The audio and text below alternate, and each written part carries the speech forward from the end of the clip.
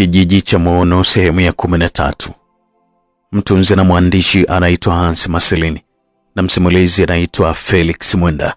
Nambari zetu ni 0677 062 012.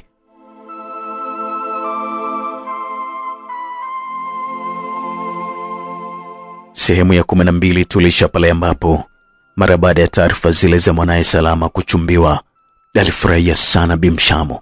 Kilichoendelea, karibu sana. Hii ni sehemu ya 13.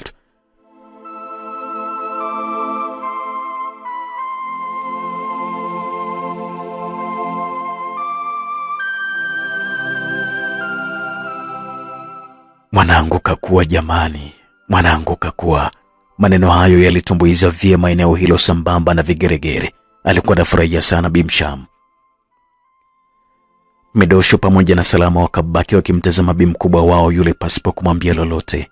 Unafikiri wangemwambia kitu gani? Na wakati bi mkubwa wao, jachilia mbali kuwa mkubwa wao, lakini pia alikuwa ni mama pia, wakabaki wanamtazama tu. Walikuwa wanamtazama tu akiwa anaendelea kusherehekea na kufurahia. Bimshamo akaacha kushangilia huko na kuketi chini. Mwanangu, mbona hauna furaha na habari hizi njema? Alizungumza huko akiwa anamshika Salama begani kwa furaha. Sasa mama, Maisina akaanzisha mazungumzo akionyesha anahitaji kusikilizwa. Wote wakamwelekezea macho yeye kuweza kumsikiliza. Hii hapa ndiyo barua yenyewe.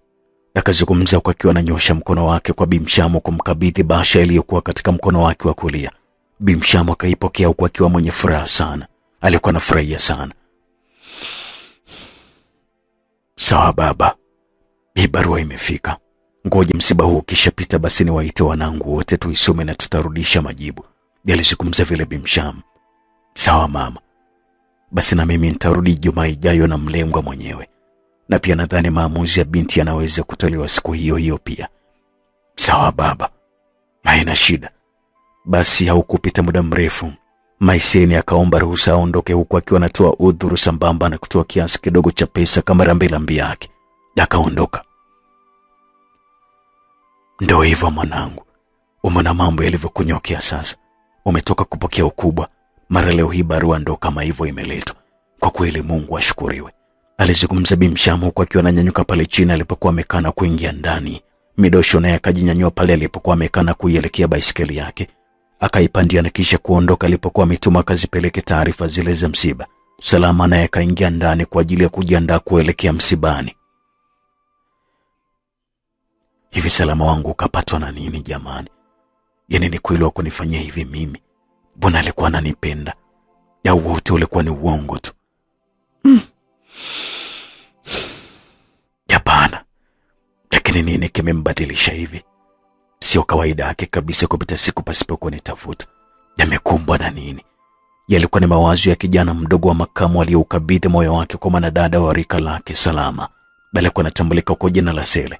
Alikuwa ni mtoto pekee wa mzee Rwambo, mzee aliyekuwa mpweke sana mara baada ya kufiwa na mke wake karibuni kabla ya kupata msiba aliyekuwa mama yake mzazi miaka michache iliyopita.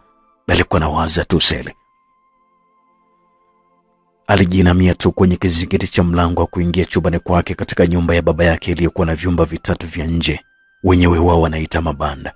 Mawazo yalikuwa ni moja kati ya safari yake ya maisha. Ilikuwa ni tangu mpenzi wake alivyomkataa simguse siku mara baada ya kuugua maumivu ya kichwa ghafla. Alikuwa na waza tu, au atakuwa bado anaumwa. Bado mawazo yaliendelea kutafuna kichwa chake akiwa kajikunyata kama vile mwana kuku aliyelowana na maji. Yalishikilia mikono yake kwenye mashavu yake. Dakika kimawazo yalikuwa mbali sana. Hata baba yake pia alipofika eneo hilo na kumuita, hakuweza kabisa kusikia. Hakusikia hadi pale alivyokuja kuguswa. Akashtuka. Vipi kijana wangu, mbona unaonekana ni mtu mwenye mawazo sana? Akakutana na swali kutokea kwa baba yake mzazi aliyekuwa amesimama mbele yake akiwa mwenye sura ya mshangao. Sele akasonya tu. Alikuwa anasonya tu akijaribu kujiweka sawa sawa. Baba yake ikabidi amsogelee na kuketi karibu yake. Mwanangu, mimi ndio baba yako. Naona baba mwingine zaidi yangu. Mimi ndio msiri wako pekee mwanangu. Niambie kinachokusibu. Mzee Rwambo alizungumza kimwangalia kijana wake kwa umakini wa hali ya juu sana. Mara baada ya kusuasua kumweleza baba yake swala hilo, uzalendo ukamshinda.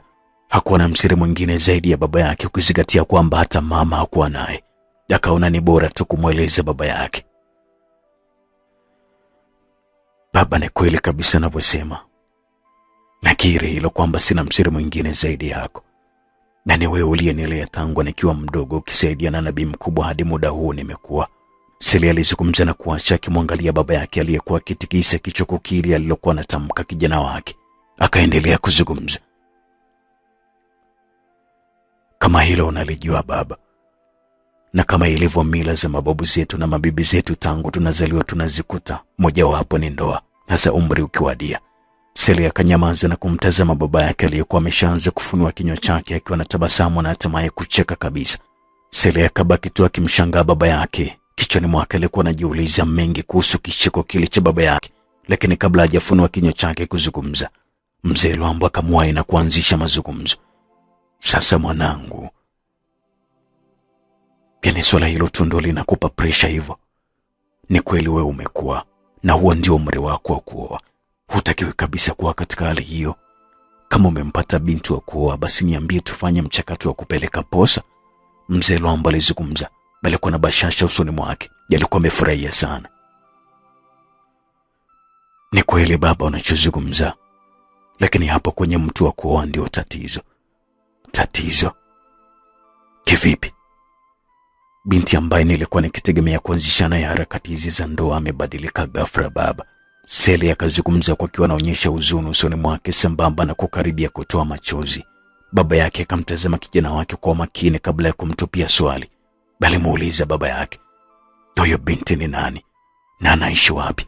Celia akanyanyua uso wake aliyokuwa ameuinamisha chini na kumtazama baba yake usoni kwa huzuni na simanzi tele. Akanyanyua kinywa chake kilichokuwa ni kizito kutaja jina la mwanamke aliyekuwa na utesa moyo wake. Hatimaye akafanikiwa kumtaja. Ni Salama yupe huyo ambaye unamzungumzia? Mzee Lwambo akamdondosha swali hilo kijana wake. Ni binti wa Bimsham baba.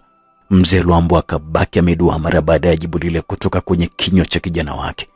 Bali dua akageuza uso wake pembeni na kufanya kama anatafakari kitu fulani hivi.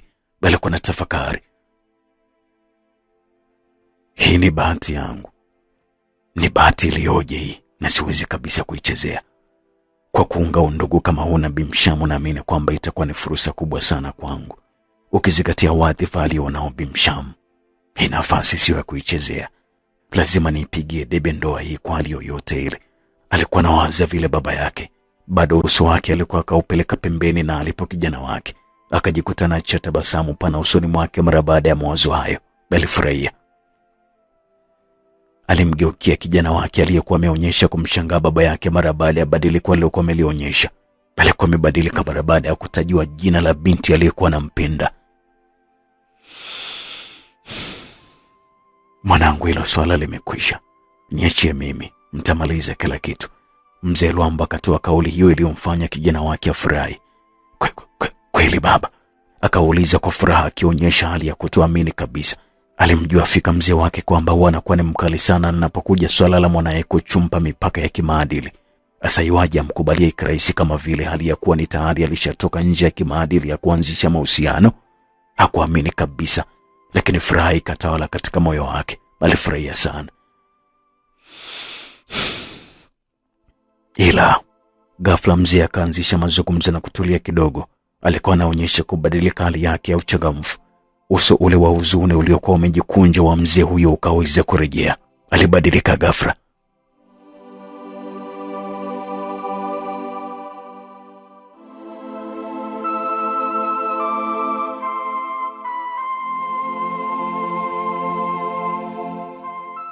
Naam. Na huu ndio mwisho wa sehemu hii ya 13 ya simulizi yetu nzuri inaitwa Kijiji cha Muono. Kilichoendelea mimi na wewe hatujui. Tukutane katika sehemu ya 14. Msimulizi ni mimi Felix Mwenda. Mwandishi anaitwa Hans Marcelin.